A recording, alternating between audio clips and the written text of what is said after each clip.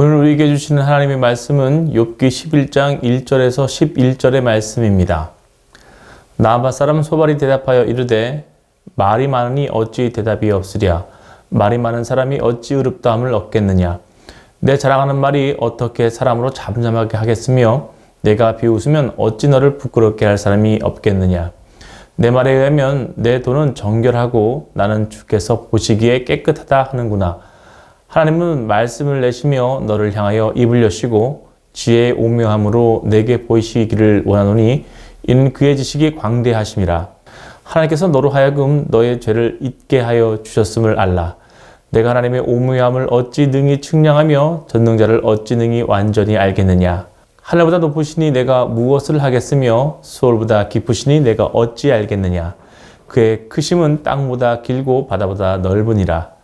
하나님이 두루 다니시며 사람을 잡아 가두시고 재판을 여시면 누가 능히 막을 소냐. 하나님은 허망한 일을 아시나니 악한 일은 상관하지 않으시는 듯하나 다 보시느니라. 아멘. 오늘은 욥기 11장 1절에서 11절을 통해 말씀을 나누겠습니다. 오늘 본문은 욥의 친구 소발의 1차 변론을 기록하고 있습니다. 소발의 변론은 앞에 두 친구의 변론에 비해 보다 더 독선적이고 노골적으로 욥을 비난하고 있는데요. 시작부터 소발은 욥이 했던 변론을 질책하며 시작합니다. 2절 말씀을 함께 읽겠습니다. 말이 많으니 어찌 대답이 없으랴. 말이 많은 사람이 어찌 의롭다함을 얻겠느냐. 소발은 시작부터 욥이 말을 많이 했음을 책망합니다. 말이 많은 사람이 어찌 의롭다함을 얻겠느냐. 이 말은 욥이 친구들의 변론에 대해 장황하게 자신의 입장을 설명한 것을 두고 한 말입니다. 그리고 이 말의 또 다른 뜻은 말이 많은 사람은 스스로 자신이 죄가 있다는 것을 증거하는 것이라는 의미를 담고 있습니다. 스스로 죄가 있기 때문에 변명하라고 말을 많이 한다는 의미입니다. 이처럼 소발은 처음부터 욥을 악인으로 규정하고 변론을 시작하고 있는 것이죠.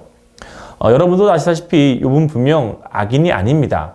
하지만 사람은 말을 많이 하면 실수가 있게 마련입니다. 전도서 5장 3절에 보면 걱정이 많으면 꿈이 생기고 말이 많으면 우매한 자의 소리가 나타나느니라 라고 말씀합니다. 이 말씀처럼 욥의 자기 주장은 욥의 진실을 모르는 사람들이 들었을 때 죄를 지어놓고 변명하는 것처럼 보일 수도 있는 것이죠. 그리고 잠언 10장 19절을 보면 말이 많으면 허물을 면하기 어려우나 그의 입술을 제거하는 자는 지혜가 있느니라 라고 말씀하십니다. 말을 많이 하게 되면 자신의 허물, 자신의 약점을 드러내게 되어 상대방으로부터 지적과 공격을 당하기 쉬워진다는 것입니다. 욥의 경우만 해도 말이 많아지다 보니 스스로 하나님을 원망하는 말까지 하기도 합니다. 그래서 친구들이 보았을 때 욥이 죄를 지은 것처럼 보였고 욥을 공격할 수 있는 근거를 만든 것이죠. 바로 이러한 이유에서 다윗은 시편 141편에 하나님께 기도하기를 여호와여 내 입에 파수꾼을 세우시고 내 입술의 문을 지키소서라고 기도했습니다. 다윗이 말한 파수꾼이란 자신의 입에서 아무 말이나 나가지 않도록 지켜주시는 그런 파수꾼을 의미합니다. 그래서 자신의 이불을 통해 어리석음을 말하지 않게 하시고 문제거리를 만들지 않게 하여 자신의 삶과 자신의 인생 전체를 지켜달라는 의미인 것이죠. 이 말씀은 곧 우리의 입에서 나오는 말을 조심하는 것이 곧 나 자신을 지키고 우리의 인생을 지키는 일이라는 것을 의미하는 것입니다. 본문에 소발이 말한 말이 많은 사람이 어찌 의롭다함을 얻겠느냐라는 말 또한 이러한 의미가 담겨 있는 것이기도 하죠. 성도 여러분, 저와 여러분의 입에 파수꾼을 두길 간절히 바랍니다. 생각난다고 바로바로 말하지 마시고 충분히 생각하고 고민하고 검증한 후에 말하는 습관을 들이길 바랍니다. 우리의 입의 말 때문에 하나님의 영광을 가리는 자가 아니라 하나님께 영광 올려드리는 모든 성도 되길 간절히 소망합니다. 본문 4절 말씀을 읽겠습니다. 내 말에 의하면 내 돈은 정결하고 나는 주께서 보시기 깨끗하다 하는구나. 아멘. 이 말은 소발이 욥의 말을 왜곡시키는 말입니다. 욥은 자신이 정결하고 하나님 보시기에 깨끗하다고 말한 적이 없습니다. 오히려 욥은 내 인생이 어찌 하나님 앞에 의로우랴라고 말하며 하나님 앞에 자신은 죄인임을 고백했습니다. 다만 욥이 계속 주장하는 것은 자신이 하나님 앞에서 분명한 죄인이지만 지금과 같이 이러한 극심한 징벌을 받을 만큼 큰 죄를 지은 바가 없다는 것이었죠. 그런데 소발은 욥의 말을 다 무시하고 욥이 스스로 의인임을 주장하는 것처럼 욥의 말을 왜곡시키고 있습니다. 만일 욥의 상황을 모르는 사람이 소발의 말만 듣는다면 욥은 아주 오만하고 불경한 사람이 되는 것이죠. 물론 소발이 욥의 말을 왜곡한 것은 욥과의 논쟁에서 이기기 위한 것입니다. 욥을 코너에 몰아붙여서 더 이상 변명을 하지 못하게 하기 위한 것이었죠. 하지만 분명한 것은 소발은 상대방의 말을 왜곡하고 곡해하는 잘못을 저질렀다는 것입니다. 다른 사람의 말을 왜곡하고 곡해하면 상대방에게 큰 위험과 피해를 가져다 줄 수 있습니다. 오늘날에도 다른 사람의 말을 왜곡하고 곡해하여 상대방에게 심각한 피해를 입히는 경우가 얼마나 많습니까?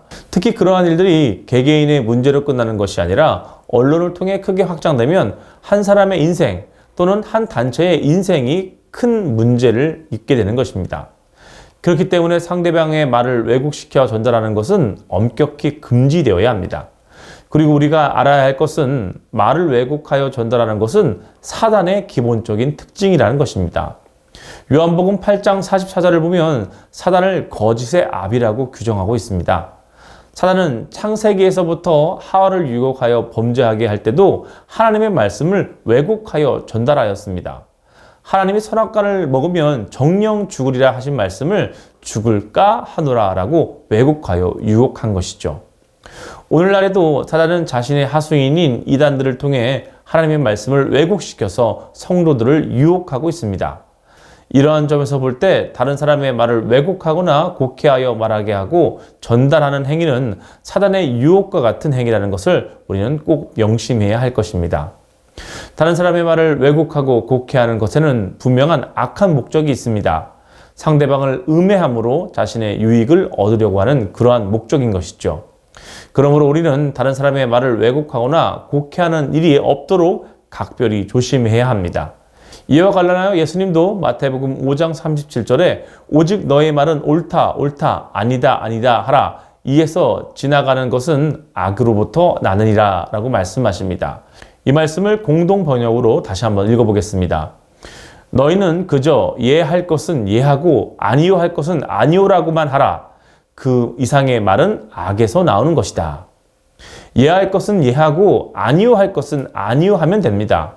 더 말을 붙이고 포장하고 왜곡하는 것을 할 필요가 없다는 것입니다. 우리는 간혹 약간의 과장이나 포장, 왜곡을 대수롭지 않게 생각하는 경향이 있습니다. 그러나 예수님은 그것조차 우리에게서 하지 말라고 말씀하신 것이죠. 성도는 말하는 것에서나 듣는 것에서나 또는 전달하는 것에서 언제나 진실하고 신실해야 합니다. 성도 여러분, 어떤 목적으로도 사실을 왜곡하지 않길 바랍니다. 특히 다른 사람의 말을 왜곡하거나 거짓 증언하지 않기를 간절히 바랍니다. 그것은 분명한 죄입니다. 우리 모두 진실함과 신실함으로 서로를 격려하고 세워주는 말을 하는 모든 성도 되길 주님의 이름으로 간절히 축원합니다.